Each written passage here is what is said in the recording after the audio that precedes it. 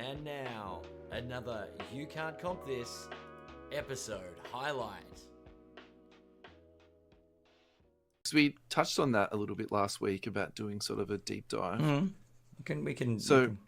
How about while I'm going through his career achievements, you find a card of Magic's that you like and you can talk about that, and then we'll switcheroo. How does that sound? Ooh, I like. All right, I might jump on and have a So look. I'm a little bit obsessed with Magic because his game really spoke to me. I love that type of player that could play, 5 different positions. And he did. He jumped at center in his rookie year in the finals. So it's not like the kid Yeah. literally couldn't play every center. And then as he got older and slower, he was like a point forward. And that was kind of a point power forward, I really should say. And then I loved him as a point guard too, because the way he used to just, run up and down the floor. And then they used to do that sort of bully ball with him as a point guard and, back them down, which ended up them changing the rules a little bit later on. But let's not. Anyway, look, I think that guys like Magic are super interesting too, because he was literally larger than life. And I think that a lot of the stuff that he did get up to outside of the basketball court ultimately did, significantly impact his on-court play, because when he did have to retire due to HIV, at that time they didn't know that what was going to happen. Was he going to be passing it over to people on the court, and Yeah, that's true. Was he going to be dead in 2 years? Well, that was it. Like it was. Yeah. I wasn't even because I was very young, obviously, when it happened. But it was very much a what does this mean? Was my. But you wouldn't have been that young that you wouldn't have. You remember that though, don't you? I was in The high press school. Conference. Yeah, that's right. So you're not like But it was. There were points where it was just like.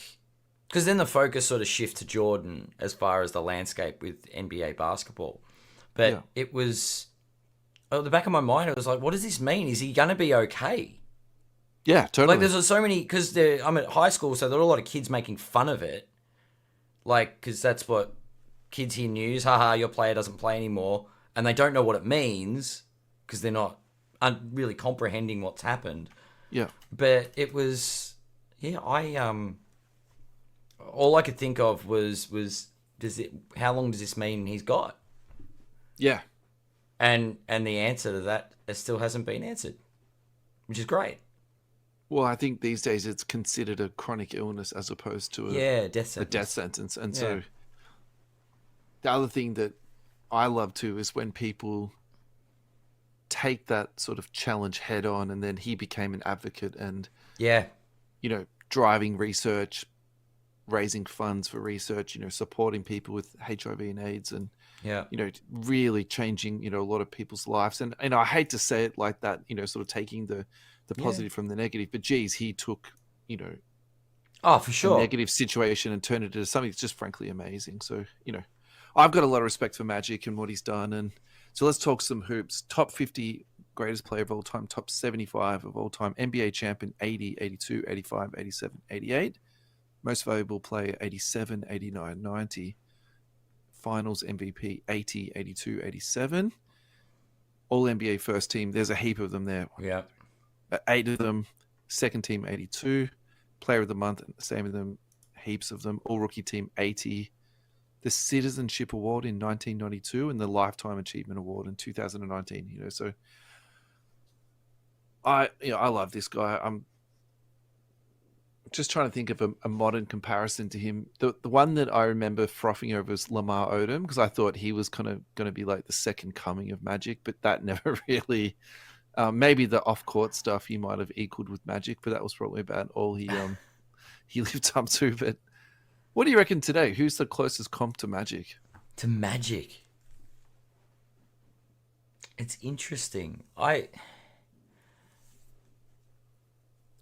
don't know. It's weird because I don't know. I keep going back to like LeBron. Yeah. It's actually like it feels LeBron James-ish. Yeah, sure. With his like, because LeBron's passing skills are incredibly underrated. You know what I mean? And the way he was a forward that runs the point. And like Magic was just like built. He's 6'8", he's like, oh, I'll just start at point. I'm not gonna announce myself as a forward. I'm just a point guard. Yeah. Do you know, like, that was magic. Yeah. Yeah, I think it's got a lot of LeBron about it, because that man does a lot. He's done everything LeBron. So I don't know any other player that I would give an all round comp to Magic with. Have you got one recent comp? It's really tricky, isn't it? Hmm. Because he's such a unique player in terms of. See, I think I don't mind the LeBron comp, but at the same time, I feel like LeBron is more of a scorer than what Magic was. Even though Yes. Magic Yeah, could yeah. score. No, I agree. I think it's just his court vision that is the comp in my eyes. Yeah, sure. Because LeBron sees the floor in a way that reminds me of Magic. It's all about you get to where you need to get to hit the shot, and I'll find you. This is a really crappy comp, but the one I'm going to go with is LaMelo. You're about to say LaMelo Ball, aren't you? Yeah. And just because I feel like the way he plays, like LaMelo is shooting a lot more, and I think that was mostly because his team last year was pretty average. I've been on the record to say that 50 times now, but I do wonder if. So, for example, if you watch the footage from the All-Star game when LaMelo played in that, Yeah. if you put a better team around LaMelo, is that the true LaMelo Ball and the one that would actually be the most effective? Do you know what I mean? Where he's just like running, gunning, dishing out to people and sort of setting people up. And that kind of is like the essence of Magic Johnson for me, I suppose. That's where I'm going with that. Yeah. All right. Card-wise, if you can have one Magic Johnson card, what would you get? I went into the rookie archives. I know there's the Bird Magic Dr. J, that the 1980 tops, which is sort of the rookie card. The rookie card, yep. Yeah. But I don't know. I still have this. His rookie card should be a card with just him. And I also thought I'd seek a bit of value. But the 1981 tops, doing a bit of research, PSA 9s, last sold price is $625 for a 1981 tops Magic Johnson. So it's just him. Just him. PSA 10, on the other hand, you're looking, last sold price is $17,000. So very, very interesting numbers. And are you looking at that card because you think that it's just so much cheaper than the rookie card, so eventually it will just trickle up? And the same thing for the PSA 9. Like, are you thinking that the PSA? Personally, I'm looking at the PSA 9 going, yes, the population count is incredibly different. There's 1,100 of the PSA 9 and only 80 of the PSA 10. But yeah, right. So that really drives the price, doesn't it? 600, but a population of 1,000 is a lot, but we're talking about like one of the greatest ever. And so this is the first card he appeared on solo. I don't know. I think there's some value, some potential value there, and that's in my I could see myself paying that money. Yeah. Do you know what I mean? It's not outrageous. Like, it's crazy, but it's not outrageous. Yeah. Yeah. That's what I'm getting at. I'm like, well, it's not 25,000 Australian dollars or something crazy. It's like, if I've got $1,000 lying around, I want a card that could be on my radar. Yeah, definitely. And it's not like a card that's the population count's gonna go through the roof. Like, it's from 1981. Like, no, definitely not. Yeah. Yeah. So I think that one would be my pick. All right. So I've got two scenarios here. So the first scenario is if money's no object. So I would definitely get the triple rookie card. And I actually think this card is very special for more than just the reasons of Magic. I actually think in some ways this was like the pioneering card where it had more than one person on it, because the way I look at that card, I almost think, they've got the flawless and it's got the triple Logoman. Yeah. I feel like almost that's the grandfather to those cards. And then I'll take it one step further.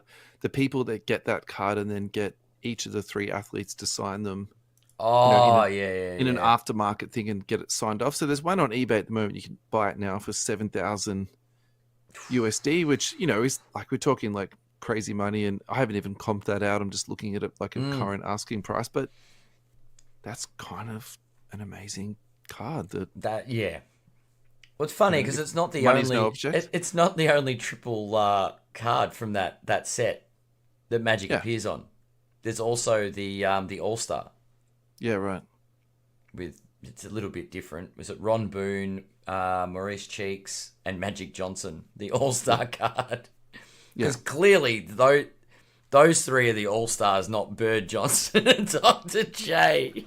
Yeah, I mean, that's kind of one of those ones, isn't it? Where yeah. You wish you had that one again.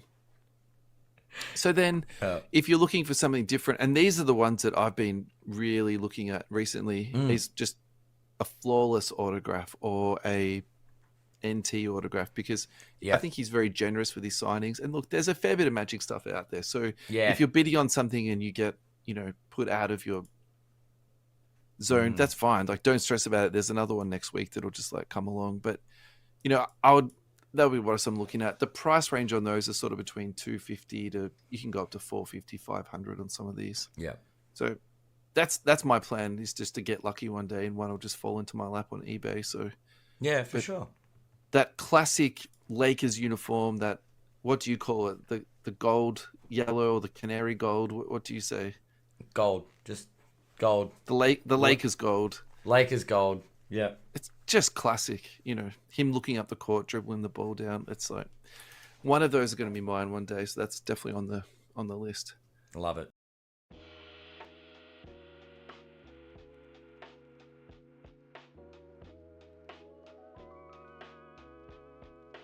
Here is the way that you can get in touch with Russell and myself and be a bigger part of the show.